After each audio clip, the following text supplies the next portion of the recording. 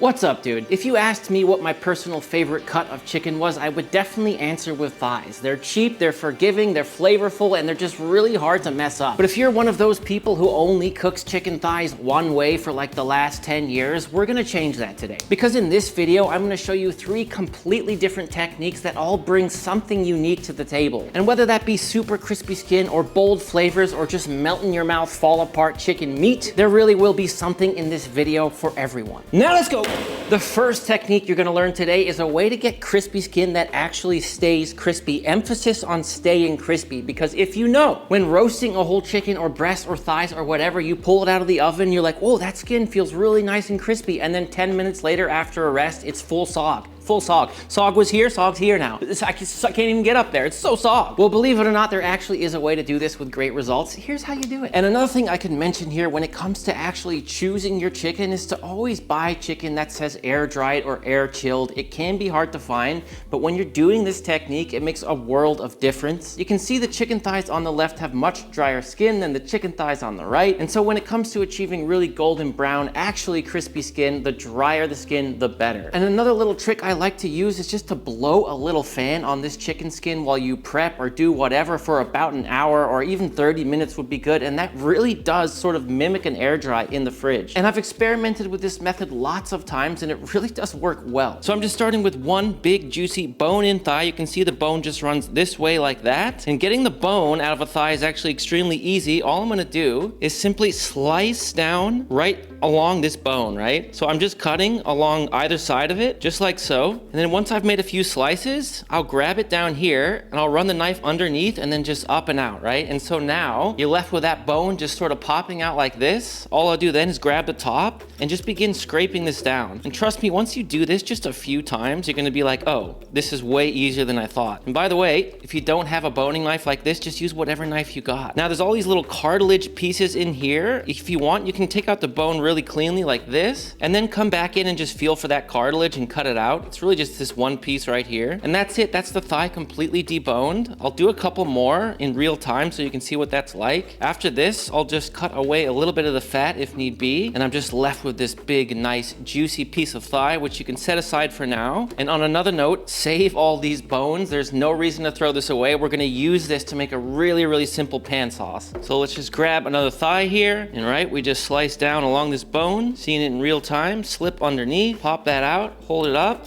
scrape it down, and then just slice that off. It really is that simple, my friends. There's nothing to it. But of course, if you're doing this for the first time, take your time. And again, just a little trim of any of that excess fat is all you need to do. Debone thigh. And really, there are 2 main reasons I buy thighs with a bone in, and here they are. The first reason being, it's extremely hard to even find boneless thighs that have the skin on. And also, at least where I live in Austin, Texas, all the boneless thighs are just so skimpy and poorly butchered. I mean, they're sad little things. So I find when I buy my own thighs with the bone in and the skin on and take out the bones myself, I just get a much better product. It's as simple as that. And the second reason, and especially for the technique we're using today, it's really nice to have those bones to make a really simple sauce out of. I'll show you how to do it. And of course, if you're going for max flavor, you can roast these first, but I'll tell you why we don't really need to do that, and you'll see by the time we finish the sauce. So bones straight into a little pot, then simply just cover with water. You can throw aromatics in if you wish. I just have some shallot scraps. You could put carrots or celery or peppercorns or herbs or whatever you wish, but I'm just gonna keep it really simple. Then we'll just set that over the stove, heat to touch over medium. The next thing I'll do, and you don't have to do this, but I like to make these little scores through the flesh side of the thigh. That'll help even it out a little bit, as well as help the seasoning really get in there, which is the next step. And I'm gonna be doing rosemary salt. If you know, you know. And if you don't know, it's just a homemade herb and garlic seasoning we make on this channel. I suggest you learn how to make it. It's super easy to do. I will put the recipe down in the description. I'll also put a gram weighted version if you're watching from across the pond, but you just take kosher salt, then add a whole bunch of fresh stripped rosemary and sage, along with a little bit of fresh garlic and lemon zest, all in a food processor, and then blend it up for about 1 minute. And what you're left with is this absolutely aromatic, herbaceous, green, sandy, beautiful, amazing seasoning that goes good on so many things. Just read the comments below this video and you will see what I mean. And we'll go ahead and do that on both sides. Just make sure your thigh is really as dry as possible. I just used a paper towel to do that. Good little seasoning, just like so. Nothing to it. Do some pepper too if you like, and we'll just repeat that process with our other thighs. Simple as can be. And on another note, if you want really crispy skin, you could actually season them like this and then put them on a rack in your fridge uncovered for like a day. My God, that will really give you the best results possible. But obviously, guys, this is YouTube and pro cooking techniques are generally not well received. Well, the techniques are well received, but like the time frames, people don't really like to wait. So we're just gonna do them right away because that's still gonna be really good. Good amount of seasoning.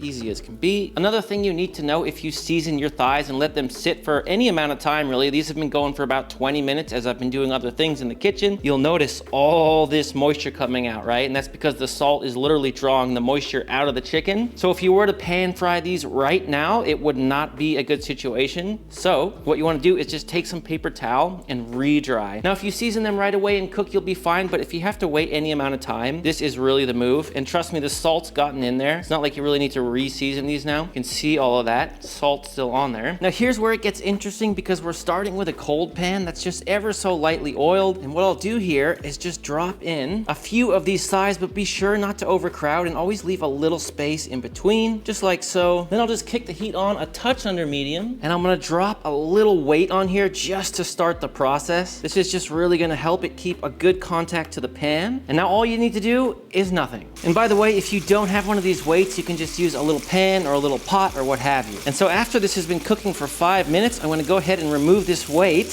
because it's really done its job to seal that skin down on the pan so it gets nice and crispy. And the reason you don't wanna leave it on is because it traps a lot of steam, which will then drip back down and ruin your skin. It's really just to start that process. Now at this point, the chicken has been going for 7 or 8 minutes. Heat's on medium. And the beauty of this recipe is that we're gonna cook these chicken thighs almost entirely on the skin side. We'll just give them a little kiss on that other side near the end, but it's just a foolproof method. And so what I'm doing now is just peeking at this chicken just to get it exactly where I want. It's looking really good, but I'm gonna take it a touch further. And if you feel like one of your chicken pieces is thicker, concentrate fire with the basting, obviously. And this may go without saying, but if you see your chicken is not getting brown fast enough, turn up the heat. And if for some reason your skin is like getting dark brown when the chicken's still really raw, obviously turn the heat down. My God. This is looking glorious, my friends. And so that's it, 10 minutes total, at least for this size thigh. And I'll just go ahead and flip these over. Just kiss the other side with the heat. It's almost completely done from the basting, basically is, but just to be sure. And my God, that feels crunchy. Now let's take these off to rest while we build an incredible pan sauce. The next thing I love about this technique is the pan sauce you can make with all that fond, and we're gonna use that chicken stock we made from the bone. Super simple, pan on, medium-high heat, and I'll just go ahead and strain all that stock in. It reduced down by about 65–70%, and the reason I didn't roast those bones is because we're already getting all that roasty flavor from all the fond that was left in this pan, so it just kind of seemed like overkill. Although you could definitely do it if you want a more intense sauce, but this should be intense enough. And I'm just using my little wooden scraper here to get all that fond off the bottom. And then all we'll simply do is reduce this down and then add a few simple ingredients most people have in their fridge to make a really nice sauce. And if you're feeling extra fancy and want to put in the time and effort before adding the stock, you can add some minced shallot, some garlic, some dry white wine, reduce that down, and then add the stock. Having said that, there's definitely a beauty in keeping it simple, and I really enjoy this kind of sauce just as much. But for now, all you got to do is keep the heat nice and high and begin reducing this down. And now once that has reduced by about another 70%, I'm gonna go ahead in a separate bowl here. I've got a little Dijon mustard. I'm just gonna add a little bit of that sauce to the mustard, and then just using a little spatula here, I'm gonna work that together really nicely. For some reason, when you add Dijon straight to a sauce, it's just really hard to mix it in. So if you do this first, you'll end up with a nicer and smoother sauce. Just add that all straight back in. And honestly, I'm freestyling here, but a little splash of Worcestershire sauce, why not? A little more pepper. I'm gonna be really careful not to add any salt until the very end if it needs it, because of the Dijon and because there was a lot of salt in that fond on the pan. Now once I've got it reduced to about this level, I'm gonna turn that heat all the way down to low, and I'm gonna add just a few little pieces of cold unsalted butter just to make it rich and luscious. A little squeeze of lemon just to brighten that up. Don't want it to be too flat. And that's it, man. Really simple pan sauce, absolutely done. Of course, if you like it thicker, you can reduce it more, but for me, this is perfect. I really don't like overly thick sauces. To me, that's gonna go down nice and easy. It still coats the spoon nicely. It's not overly thick. And as it sits here in the pan, if you don't serve this right away, it will really continue to thicken up. Even though I just turned that heat off a minute ago, you can see that this is already thickening up, right? So I would say call that a little early. Man, something so simple can be so good. Might just put a tiny little pinch of rosemary salt right in the end, make it a little herbaceous, and that's a happy sauce. And after a few minutes of resting, we're ready to slice. And you can, oh my, did you see it juice? Who saw that? If we could get a slow-mo replay, that would be amazing. And I like to cut it with the skin side up, because if I flip it over, the juices are gonna run into the skin. You just need a really sharp knife. I mean, just listen to this. My friends, that wasn't a potato chip. Insane. Actually crispy skin. It's so hard to do. Now let's lay a little sauce down. I like to puddle it underneath so I don't ruin that crispy skin. I'm not gonna do all that work and then just destroy it. Little chicken right on top like so. And there you go, my friends. Happy days. I mean, who's gonna be disappointed with that? Holy moly. Again, let's try a piece of that skin. Look, anybody who cooks will know that when you roast a whole chicken and then you let it rest, that skin goes from crunchy to soggy. Like, it just doesn't stay crispy. This is one of the only techniques I've found when it comes to chicken where you actually can retain crispy skin, man. I mean, like, enough said, right? The sauce is banging. The chicken itself is actually just so freaking juicy. Like, in terms of cooking thighs, you either cook them just through like this, or you take them to a further temp, 190 beyond, nowhere in between. Now, before the next recipe, one of the things I miss most about being a kid is enjoying cereal. I really did love cereal. And back then, I didn't just have it for breakfast. I would eat it for lunch. I would eat it at night. I would eat it whenever I was hungry. I just freaking love cereal. But unfortunately, on becoming an adult, you sort of realize that cereal is just a big bowl of toxic crunchy sugar. It's not exactly the fuel you need to get through the day. And that's where the sponsor of today's video, Magic Spoon, comes in, because this is cereal with grown-up ingredients. It's packed with protein, has 0 sugar, and is perfect for keeping your carbs in check. It's filling, it tastes awesome, and it doesn't feel like you're having dessert first thing in the morning. My personal favorite flavors are fruity and frosted. Their cereal is 13 to 14 grams of protein per serving, 0 sugar, and just 4 to 5 grams of net carbs. And if you love snacks on the go, Magic Spoon also makes these crispy treats that are kind of like cereal bars, but just way better. And I've grown quite fond of the marshmallow one. It is very tasty. And Magic Spoon is so confident in their product, it's backed with a 100% happiness guarantee online. So if you don't like it for any reason, they'll refund your money, no questions asked. Just click the link down in the description and use code ThatDudeCanCook, or scan the QR code on screen to save $5 off Magic Spoon cereal or treats today. You can also find Magic Spoon on Amazon or in your nearest grocery store. Thank you, Magic Spoon, for sponsoring this video. Now let's get back to the recipe. The second thigh recipe I have for you today is the easiest on the list. I mean, there is no skill in this, and I mean no skill. You do not need any skill. A potato could do this. The only skill you'll actually need is the ability to choose some spices that aren't complete garbage, and I think you can do that. This literally could not be any easier, right? I have 2 bowls because I'm gonna do 2 different styles, and all I do, a little bit of olive oil, and keep in mind here, you can use whatever spices you like. I love smoked paprika, pimenton. In the other one, I just have some homemade curry powder, another one of my favorites. But one word of caution when you're actually going to choose your curry powder, just check the ingredients. If the first ingredient is turmeric, just throw that shit at the wall. Because in my experience, the ones that are really turmeric heavy just suck, all right? They suck, they do. If you really wanna go out, I'll put a recipe for my own homemade curry powder down in the description. You don't need to use that, but man, it does make a world of difference. It is very good. And of course, salt, a little bit of pepper if you like. And rather than using a whisk, I actually will use this little spatula because those spices tend to clump up a little bit. So I'm just pushing down and sort of just smashing out any lumps. And what I'm going for here is a sort of paste, if you will. Like, as you can see, it's a little runny, but it's very pasty. That's what we want. Do the other one. Then all you gotta do is take a thigh and we just do a little dippy like so. And because this is so freaking pasty, it really just sticks so nicely. You can drag the side a little bit, and then you've just got this really nicely piece of coated chicken. The spice is really on there. Straight onto a sheet pan lined with parchment paper, and repeat with the rest. You can also just totally throw them all in at once like so, to make sure they're all coated up nice and even together. I mean, it really is unbelievably easy. And just the way this sort of oil slurry coats the chicken, you know they're gonna have some flavor. And once they look good, straight onto the parchment, simple as that. And same exact deal with our curry seasoning here. Toss them up. That coated everything so nicely.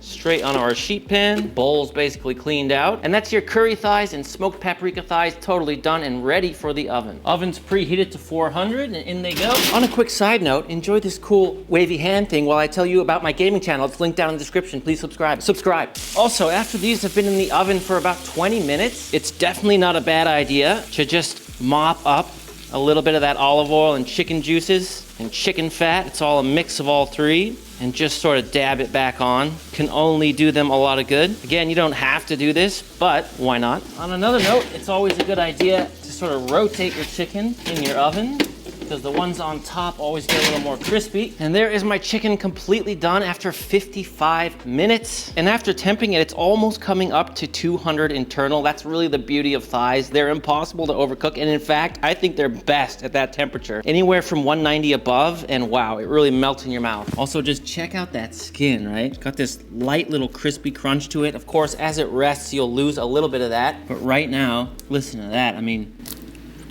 that's feeling good. And here's our little smoked paprika thighsies. I'm telling you what, man, that looks like smoked barbecue or something. It looks so good. I love this dark red color. You can really never go wrong with smoked paprika and chicken. It's just a fact. The only thing you need to do now is wait and let these rest for at least 10 minutes. These thighs are pretty big. They have that bone in there. They really need to rest, okay? You don't want to just break into these things right away, but if you're really hungry, I guess take a bite and burn your mouth. I mean, look at the way that this chicken just kind of shreds and pulls apart. It's so unbelievably tender in the inside, the way it'll just like fall off that bone. And for the amount of work that you have to do to make this, that's truly some like unbelievably succulent chicken. It's just falling apart. Oh man, this thing feels so juicy. Time to give it a taste, starting with the smoked paprika.